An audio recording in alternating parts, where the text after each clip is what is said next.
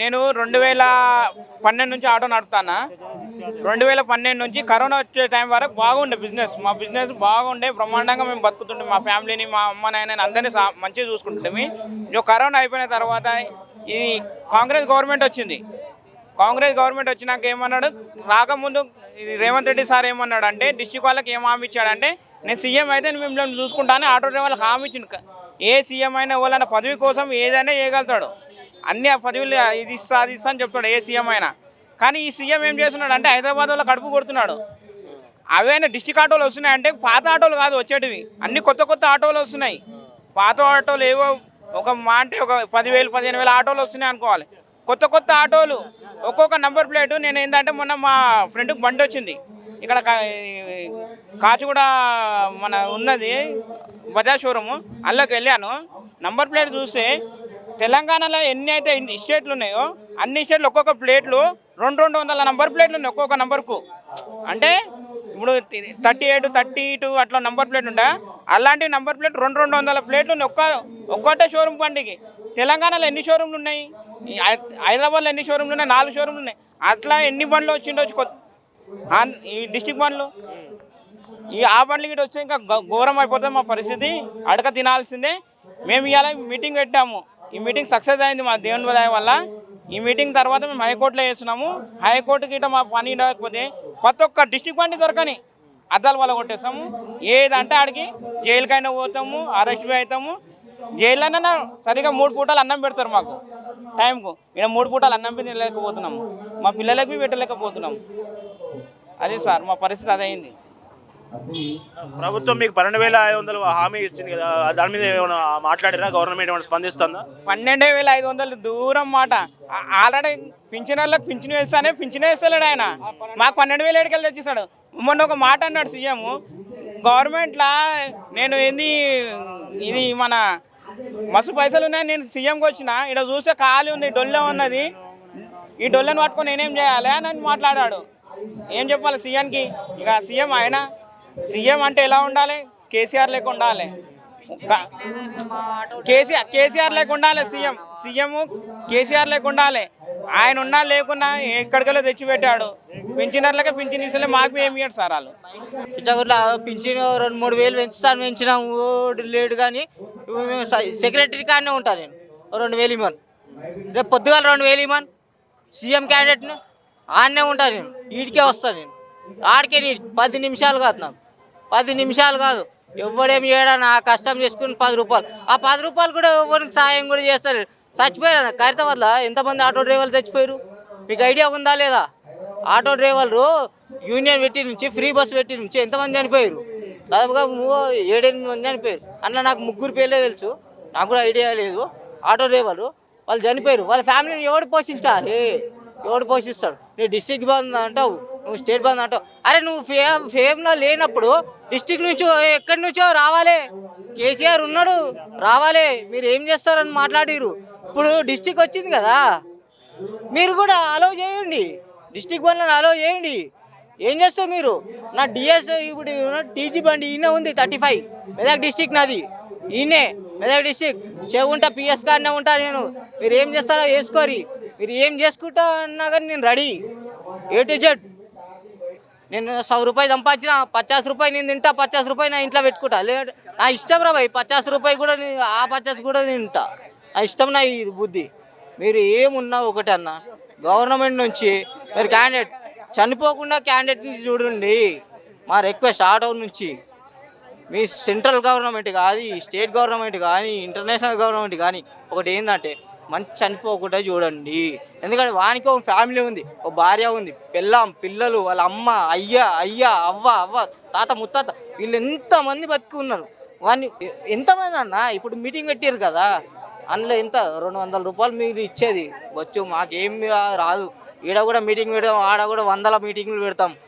కొట్లాడినోడు వాడు స్టేజ్ మీద మాట్లాడినోడు 100 మాట్లాడతారు, పక్కకు మాట్లాడినోడు సాటుకు 100 మాట్లాడతాడు, ఫేస్ టు ఫేస్ మాట్లాడినోడు లంగా పోలీసు వాళ్ళకి చేతికి దొరుకుతాడు. మేము ఆసంటోళ్ళం మేము జైలుకు పోతాం. ఆటో డ్రైవర్లు ఇక్కడ ధర్నా చౌక్లో ఆందోళన చేయాల్సిన పరిస్థితి ఎందుకు వచ్చింది?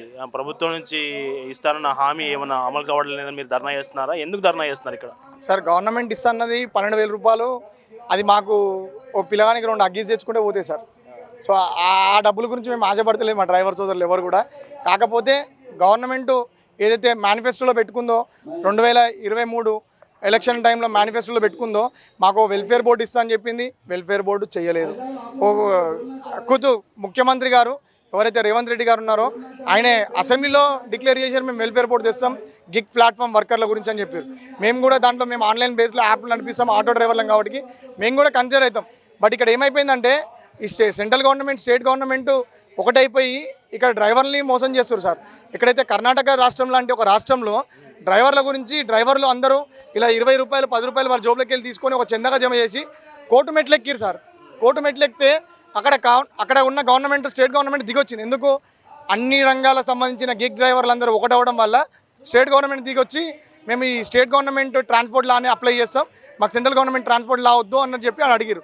ఎందుకు వాళ్ళు అప్లై చేయగలుగుతారు? ఎప్పుడైతే కర్ణాటక గవర్నమెంట్లో ఈ అప్లికేషన్ రావడం జరిగిందో వాళ్ళు వచ్చినప్పుడు వాళ్ళకు ఒక టర్మ్స్ అండ్ కండిషన్స్ అక్కడ గవర్నమెంట్ పెట్టింది కాబట్టి ఆ గైడ్లైన్ ప్రకారం వాళ్ళు ఆపగలిగారు. బట్ ఇక్కడ తెలంగాణ స్టేట్కి వచ్చేటప్పటికి ఆ హక్కులు లేకుండా పోయినాయి. సో ఇప్పుడు గవర్నమెంట్ వెల్ఫేర్ బోర్డు పెడతా అంటుంది. వెల్ఫేర్ బోర్డులో డ్రైవర్లని ఇంక్లూడ్ చేయాలి కదా సార్. ఇప్పుడు గిగ్ వర్కర్ కింద నువ్వు ఇంక్లూడ్ చేస్తే మేము డ్రైవర్ కింద కాదు వర్కర్ కింద వెళ్ళిపోతాం. వర్కర్ అంటే ఏంది? పని చేసేవాడు. మేము డ్రైవర్లం, పార్ట్నర్లం, మాకు హక్కులు ఉంటాయి. సో మమ్మల్ని డ్రైవర్ని ఇంక్లూడ్ చేసినప్పుడే ఆ హక్కులన్నీ వర్తిస్తాయి. గవర్నమెంట్ కూడా రేపు పొద్దున ఏదైతే అగ్రిగేటర్ కంపెనీలు నడిపిస్తారో వాళ్ళని గట్టిగా అడిగే హక్కు ఉంటుంది. ఎందుకంటే రైట్ టు లీగల్ రైట్ వస్తుంది. లీగల్ రైట్ వచ్చినప్పుడు ప్రతి ఒక్క అంశం మీద అడిగే హక్కు గవర్నమెంట్కి ఉంటుంది. ఆ అంశాన్ని వాళ్ళు విరమించుకోవాలి. ప్రతి ఒక్క డేటాబేస్ ఇప్పుడు ఇంతమంది ఉన్నారు సార్. హైదరాబాద్లో లెక్క ప్రకారం సిటీ పర్మిట్ ఉన్న బండ్లు 1,90,000 పైచీలకు ఉన్నాయి. దాంట్లో 70,000 ఏమో డీలర్ల దగ్గర ఉన్నాయి, అవి మనకు సంబంధం లేదు. బట్ 1,20,000 మంది డ్రైవర్లు ఉన్నారు. మరి ఎట్లా హైదరాబాద్లో ఉట్టి ఆటో నడిపించే డ్రైవర్లే 5 లక్షల మంది ఎట్లకెళ్ళి వచ్చారు? ఈ సిటీ పర్మిట్ లేకుండా నువ్వు బండిలో నడిపించగలుగుతారు మీరు? సిటీ పర్మిట్ అనేది ఉండదు కదా సార్. సిటీ పర్మిట్ అనేటప్పుడు మరి సిటీకి వేయాలి కదా. డిస్ట్రిక్ట్ పర్మిట్ అన్నప్పుడు డిస్ట్రిక్ట్ ఉంటుంది, సిటీ పర్మిట్ అన్నప్పుడు సిటీ పర్మిట్ ఉంటుంది, స్టేట్ పర్మిట్ అన్నప్పుడు స్టేట్ పర్మిట్ ఉంటుంది, సెంట్రల్ పర్మిట్ ఉంటుంది. అవి ఏవైతే అదర్ డిస్ట్రిక్ట్ బార్డర్ క్రాస్ అయినప్పుడు మరి ఈ లిమిట్స్ మీరు పెట్టినప్పుడు మీరే పెట్టిన సెంట్రల్ గవర్నమెంట్ లా ప్రకారమే. మరి ఎందుకు ఇది మీరు చేయలేకపోతారు? మా డ్రైవర్లను అందరినీ మా హక్కులు దించుకొని మా రూపాయి దించుకొని మాకొచ్చే రూపాయిని మీ లోపల పెట్టుకుంటారు. ఇప్పుడు అయితే గవర్నమెంట్ 20,000 బండ్లు ఇచ్చింది సార్. 20,000 బండ్లు అనేది లీగలే. మరి ఇప్పుడు ఏదైతే ఈ బండి చూడండి సార్, మీరు ఈ బండికి ఓల్డ్ వెహికల్, సో దీనికి పర్మిట్ ఉంటుంది, సిటీ పర్మిట్ ఉంటుంది, ఫిట్నెస్ ఉంటుంది, ఆర్సీ ఉంటుంది. మరి ఇప్పుడు ఏదైతే 20,000 బండ్లు ఇచ్చిరో వాళ్ళ ఎవరికి కూడా ఫిట్నెస్ అనేది లేదు, ఫిట్నెస్ ఉన్నది. మరి పర్మిట్ ఎందుకు ఇవ్వట్లేదు? ఇప్పుడు రేపు పొద్దున పర్మిట్ ఇవ్వలేదనుకోండి మా ఆటోలు మా జీవితాలు ప్రశ్నార్థకం. ఇప్పుడు 2 సంవత్సరాలు నీ గవర్నమెంట్ ఉంటుంది పోతుంది. మరి మిగతా వచ్చే గవర్నమెంట్ మరి దీన్ని ఇంప్లిమెంట్ చేయాలంటే ఫస్ట్ నువ్వు ఏమైనా ఆర్డర్ పాస్ చేయాలి కదా పోయి. నువ్వు ఆర్డర్ పాస్ చేయకుండా పుట్టి జస్ట్ రోడ్ల మీద బండ్లు ఇచ్చి పంపించేసినావు.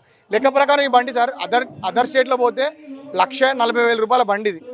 మరి ఇదే ఏట్లయితే డీజిల్ రేట్లు అదర్ స్టేట్లో పోగానే రూపాయి అప్ డౌన్ ఉంటుందో ఇక్కడ ఒక రూపాయి అప్ డౌన్ ఉండాలి. మరి ఇక్కడ ఎందుకు 40,000 రూపాయలు అప్ డౌన్ ఉంటుంది సార్ మార్కెట్ రేటు? ఎక్కడైతే జిఎస్టీ ఉంటుందో సెంట్రల్ది స్టేట్ది ఇంక్లూడ్ అయ్యి వస్తుంది. మరి అట్లాంటప్పుడు అదే రేట్ ఇక్కడ కూడా ఇంప్లిమెంట్ కావాలి కదా. అట్లా కాకుండా 40,000 రూపాయలు 1,80,000 రూపాయలు ఏమో ఎల్పిజి ఉంటుంది, 1,90,000 ఏమో సిఎన్జి ఉంటుంది. మరి ఇది మీరు ఎందుకు చేస్తారు మీరు? సో ఇది మా డ్రైవర్లనే హక్కులు గుంజుకున్నట్టు. ఇప్పుడు ఇండైరెక్ట్గా సార్ ఇవన్నీ ఒక అగ్రిగేటర్లు ఈ ప్లాట్ఫామ్ కంపెనీలు వీళ్ళందరూ కలిసి మా హక్కులు గుంజుకొని మా మీద ఒక రూపాయి తినే ప్రయత్నం చేస్తారు. గవర్నమెంట్ కూడా దీనిలో కుమ్మక్క అయ్యి ఉండొచ్చు అని చెప్పి మా అనుమానాలు. ఎందుకంటే ఈ 40,000 రూపాయలు ఒకటి తినడు. ఒకవేళ తింటుంటే గవర్నమెంట్ అది నిద్రపోతుందా? కమిషనర్ నిద్రపోతుర్రా? జాయింట్ కమిషనర్ నిద్రపోతుర్రా? మరి సిటీ పోలీస్ నిద్రపోతుర్రా? ఇవన్నీ ఏంది?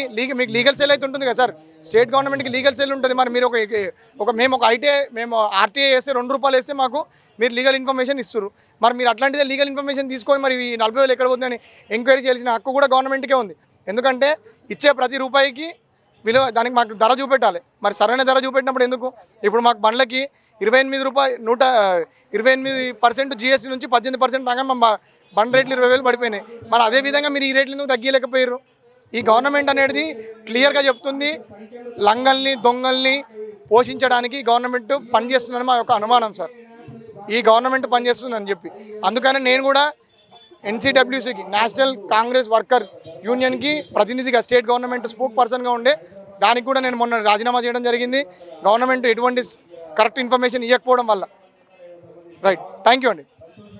ఈ డిస్ట్రిక్ట్ ఆటో వల్ల మీకున్న ఇబ్బంది నాకు అర్థం కాలేదు సార్. డిస్ట్రిక్ట్ ఆటో వల్ల ఇబ్బంది అంటే ఇప్పుడు సార్ ఇవాళ రూపాయలు కస్టమర్కి, ఇప్పుడు ఈ కస్టమర్ని తీసుకోవాలంటే నాకు 12 రూపాయలు ఖర్చు అవుద్ది సార్, ఓకేనా. ఇప్పుడు ఈ ఆన్లైన్ యాప్లు వచ్చినాక వీళ్ళు 10 రూపాయలు ఖర్చు అయ్యేదాన్ని డ్రైవర్లు ఎక్కువైపోయారని చెప్పి కస్టమర్కి 8 రూపాయలకి ఇస్తుండు. కస్టమర్ను లాభపడుతుండు, డిస్ట్రిక్ట్ బండ్లోడు లాభపడుతుండు. ఎందుకంటే వాడు అక్కడి నుంచి వచ్చాడు, వానికి ఎటువంటి ఖర్చులు ఉండవు, మినహాయింపులు ఉండవు, ఏది అవసరం లేదు. వారు 4 ఎట్లుంటుందంటే సార్, డిస్ట్రిక్ట్ బండ్ల మిత్రులు కూడా వాళ్ళు పొలం పనులు, ఊర్లలో పొలం పనులు చేసుకుంటారు. 4 రోజులు వచ్చి ఇక్కడ బండి నడిపిస్తాడు, 3 రోజులు పోయి ఊర్లో ఉంటాడు. వానికి ఉండడానికి నిద్ర అవసరం లేదు. మీకు చూపిస్తాం, మీ నా ఏమంటే లైవ్లో వస్తే అక్కడ చెట్టు కింద TS31 బండి వేసుకొని మిత్రుడు మంచిగా నిద్రపోతుంది సార్. అంటే అర్థం చేసుకోండి, వానికి ఉండడానికి నీడ అవసరం లేదు, పడుకొని ఇదే ఆటోని బేస్ చేసుకొని అన్ని నడిపించుకుంటాడు. మరి అటువంటి మాకు మినహాయింపులు లేవు సార్. మేము ఫ్యామిలీతో ఇక్కడనే బతుకుతాం, మేము ఇక్కడనే పుట్టినాం, ఇక్కడనే పెరిగినాం, ఇక్కడనే సావాలి. మరి ఇట్లాంటప్పుడు మాకు నువ్వు 8 రూపాయలు నువ్వు పంపిస్తావు, వాడు పోతాడు. మరి మాకు 10 రూపాయలకి వర్కౌట్ అవుతుంది సార్. మేము 10 రూపాయలకి మేము పోలేం కదా, మరి మేము ఎట్లా బతకాలి? ఇది డిస్ట్రిక్ట్ బండ్ల వల్ల మాకు వచ్చే నష్టం ఇది. ఇప్పుడు ఏమైపోద్ది అంటే, ఇప్పుడు మీరే ఉన్నారు సార్, ఆటోలు తక్కువనే అనుకోండి, ఆన్లైన్లో మీకు డిమాండ్ ఎక్కువ చూపిస్తుంది. మరి ఆటోలు తక్కువ ఉంటే రేటు కూడా తక్కువ చూపిస్తుంది. దానివల్ల నష్టపోయేది వాడు. మరి ఏ ఆటో డ్రైవర్లు డిస్ట్రిక్ట్ అయినాకే అవసరం లేదు. వాడు 2000 కరెక్ట్ 24 గంటలు, వాడు 48 గంటలు బండి నడిపిస్తాడు సార్. 48 గంటలు ఊరిపోతుండు, మీతో ఒక రోజు వస్తాడు, మళ్ళీ 48 గంటలు. రొటీన్ షిఫ్ట్ ఉంటుంది వాళ్ళు. ఎవరైతే 30 రోజులు ఉంటుందో 30 రోజుల్లో రొటీన్ షిఫ్ట్. ఇదంతా నేను ఎంక్వైరీ చేసింది సార్, ఇదేం నోటి మాట మీద చెప్పేది కాదు. మీకు కావాలంటే ఆన్ కాల్ డ్రైవర్ మిత్రులతో కలిపి మాట్లాడిపోగలుగుతా కూడా. ఎవరైతే డిస్ట్రిక్ట్ డ్రైవర్లకి మన బలగం కానీ, ఏదైతే మన మేలుకో ఆటో డ్రైవర్ సోదరులు నడిపించే మిత్రులతోటి వాళ్ళతోటి డైరెక్ట్ ఇంటరాక్ట్ అయ్యి వాళ్ళ దగ్గర నుంచి ఇన్ఫర్మేషన్ తీసుకొని నా దగ్గర డాక్యుమెంట్ రూపంలో పెట్టుకొని ఈ ఇన్ఫర్మేషన్ నేను మాట్లాడుతున్నా.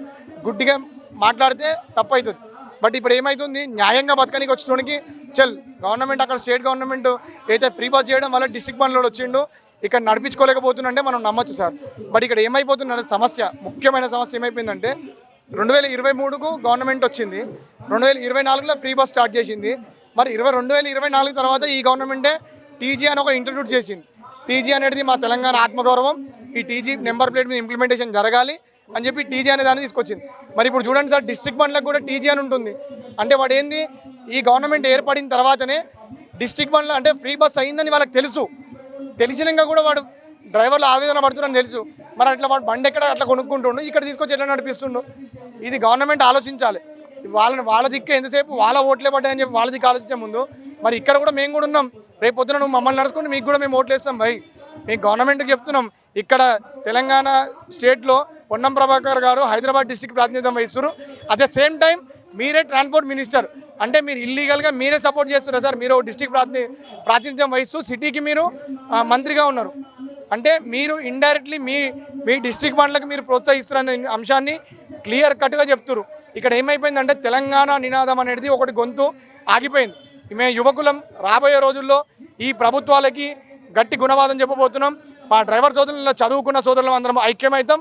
ఈ గవర్నమెంట్లందరికీ తగిన గుణపాఠం చెప్తాం.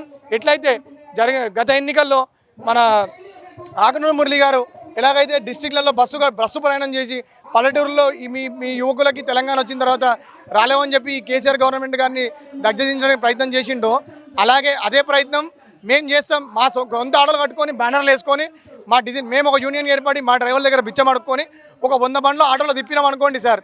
ఒక 100 బండ్లు స్టేట్ వైజ్గా తిప్పితే మీ గవర్నమెంటు ముఖ్యమంత్రి గారు మీరు భయపడే పరిస్థితి వస్తుంది. ఆలోచించుకోరి. ఈ నిర్ణయం మేము తీసుకునే పరిస్థితి మీరు తీసుకొస్తే మీ పరిస్థితులు పోబోతున్నాయి. సో గవర్నమెంటు నాకు తెలిసినంత వరకు 2 సంవత్సరాలు ఉండొచ్చు. బట్ మా డ్రైవర్ల సమస్యలు విని ఆ వెల్ఫేర్ బోర్డులో మీరు ఇంక్లూడ్ చేసి మా డ్రైవర్లకి న్యాయం జరిగి, డిస్ట్రిక్ట్ డ్రైవర్లకు వాళ్ళకి న్యాయం జరిగి, మా స్టేట్ గవర్నమెంట్ మాకు న్యాయం జరిగినప్పుడు మాత్రం జరుగుతుంది. నాకు నమ్మకం ఉంది మీరు చేయలేరు.